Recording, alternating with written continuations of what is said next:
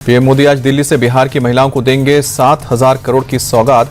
करीब 75 लाख महिलाओं के खाते में ट्रांसफर होगी 10-10 हजार रुपए की पहली किश्त। मुख्यमंत्री महिला रोजगार योजना के तहत खाते में डायरेक्ट ट्रांसफर होंगे पैसे। अब तक 1,11,66,000 से ज्यादा महिलाओं ने फॉर्म भरा है।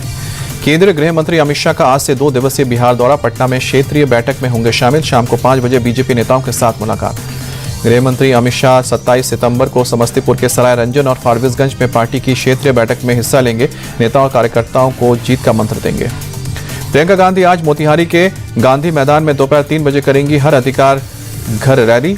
विशाल जनसभा को संबोधित भी करेंगे। एमआईएम चीफ असदुद्दीन ओवैसी की सीमांचल न्याय यात्रा का आज तीसरा दिन। पूर्णिया में रोड शो करेंगे। 82 में जुमे की नमाज और जनसभा को संबोधित करेंगे। जन स्वराज पार्टी के प्रदेश अध्यक्ष मनोज भारती ने मंत्री अशोक चौधरी से जुड़े जमीन खरीद के कागजात किए सार्वजनिक। कहा कि सीएम नीतीश सभी भ्रष्ट मंत्रियों को करे बर्खास्त। पूर्णिया के सांसद पप्पू यादव ने Y+ सुरक्षा हटाए जाने के बाद जेडीयू के कार्यकारिणी अध्यक्ष संजय झा पर लगाया आरोप। लिखा कि सम्राट चौधरी को सीएम बनाने के लिए अपनी पार्टी को बेच दिया है और मेरी सुरक्षा हटा दी है। गया की टिकारी सीट पर एलजेपी के दावे पर भड़के हम पार्टी के चीफ जीतन राम मांझी। कहा कि टिकारी से हम विधायक ही लड़ेंगे चुनाव, हमें भी आता है लड़ना और झंडा दिखाना। लालू यादव के बेटे और जनशक्ति जनता दल के राष्ट्रीय अध्यक्ष तेज प्रताप यादव का ट्वीट। कहा कि बिहार के संपूर्ण विकास के लिए समर्पित और तत्पर हूं, लंबी लड़ाई लड़ने के लिए तैयार। बीजेपी के सांसद गिरिराज सिंह ने राहुल गांधी पर निशाना साधा। कहा कि राहुल अगर सामान्य घर में पैदा हुए होते तो उन्हें कोई बच्चा तक नहीं जानता था। मोदी जी सामान्य घर में पैदा हुए और देश के पीएम बने। मल्लिकार्जुन खड़गे के नीतीश कुमार के बोझ वाले बयान पर किया गिरिराज सिंह का पलटवार। कहा कि खड़गे जी कांग्रेस के स्टाम्प है, उनका कोई वजूद नहीं है। शाहरुख खान को नेशनल अवार्ड मिलने पर राजनीति शुरू। कांग्रेस ने उठाया सवाल। गिरिराज सिंह का पलटवार। बोले कि कांग्रेस सिर्फ तुष्टीकरण की राजनीति करती है, हमारी नीति सबका साथ सबका विकास। अमेरिकी राष्ट्रपति डोनाल्ड ट्रंप ने अब विदेशी दवाओं पर लगाया है 100% टैरिफ। 1 अक्टूबर से लागू होगा नया टैरिफ। भारत अमेरिका को 30% दवाइयां एक्सपोर्ट करता है। न्यूयॉर्क में G20 विदेश मंत्रियों की बैठक में जयशंकर का बड़ा बयान। कहा कि विकास के लिए सबसे बड़ा खतरा आतंकवाद है, दुनिया को अपनानी होगी जीरो टॉलरेंस की नीति।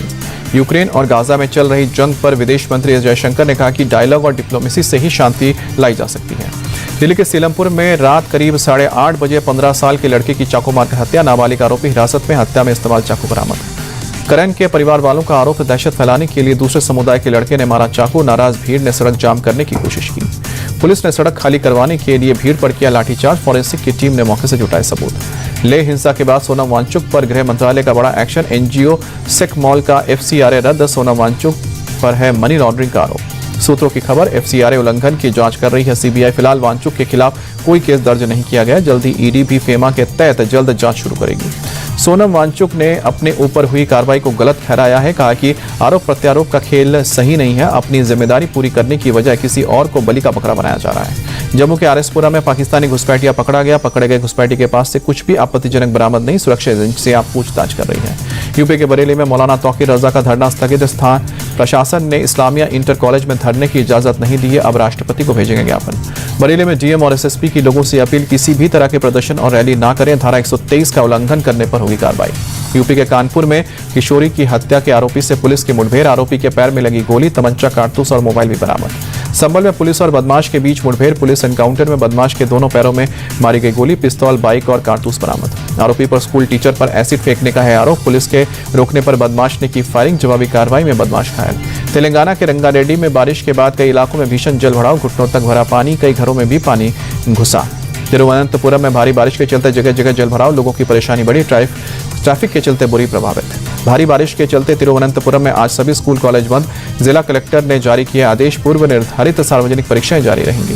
केरल के कोट्टायम में भी जबरदस्त बारिश। तेज बारिश के चलते सड़कों पर गाड़ियों की रफ्तार पर ब्रेक लगा।